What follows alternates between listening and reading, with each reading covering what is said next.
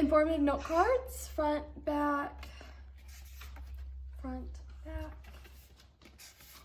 front, back, front, back, front, and back. And then this is my visual aid, which I passed out to the audience already.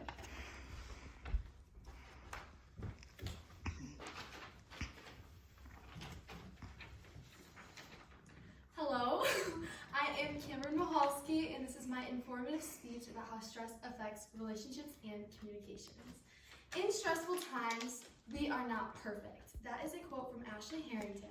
And this shows us that we are all humans. We all experience human emotions and go through similar things. Everybody goes through stress in their lives. And that shows that we are not perfect. Everybody's going to deal with and handle stress differently. And so when we are stressed, our communication is lacking, and that can affect relationships in a bad way. So there are multiple different types of stress. So for example, some stresses are work stress, relationship stress, health stress, family stress, school stress, sports stress. For example, work stress is when your workload at work is too much for you to manage or handle. And for example, some stress that I deal with is school stress or sports stress. I stress out about sports a lot. If you have a big exam or test coming up or a large essay, you tend to become really stressed about it. And some of the effects of stress that we have is arguments, fighting, and lack of communication.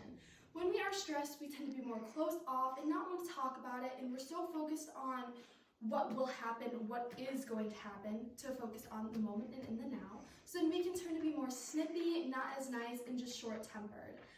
And that can affect us a lot. So if you look at our visual aid here of the graph, it's most 81% of people said always, often, or sometimes work stress affects how their relationships are at home, representing how much of our nation and country are affected by stress in our lives. So, along with stress and work stress, our stress can transfer from family members to family members. So if one person, let's say my mother is stressed, her stress will rub off and affect on me, and I will become stressed because I feel her stress. And when we are stressed, our problem-solving, lateral thinking, and critical thinking parts of our brain shut off. So when a problem occurs or issue occurs, when we are already stressed, we don't handle it how we normally handle it.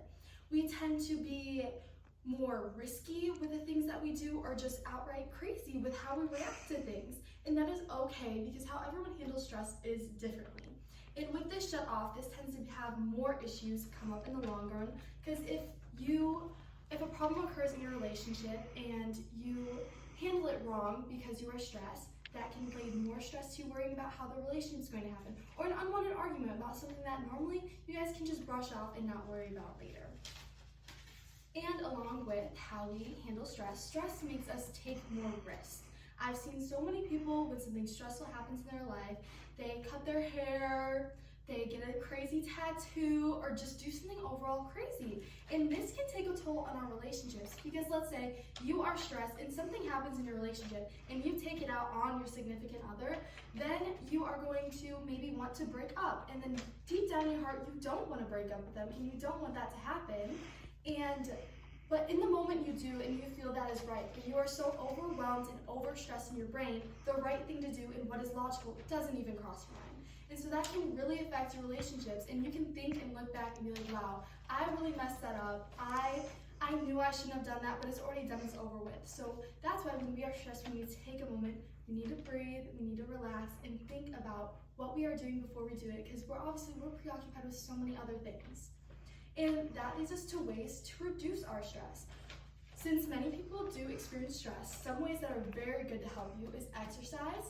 You can run, go for a run. I personally, running or going for a walk or just being outside doing physical education or activities really help and calm my nerves. Other ways are meditation, by just thinking, breathing, deep breaths and holding them in, help you relax and calm down. Other ways is relaxing, doing something like a spa. I know people can they get a massage, they can help release tension and stress in the body, or finding hobbies that you like to take your mind away from things that are stressful in your life. Because when we are stressed, it takes a huge toll on our communication skills and how our relationships are, which can lead to more stress in the long run.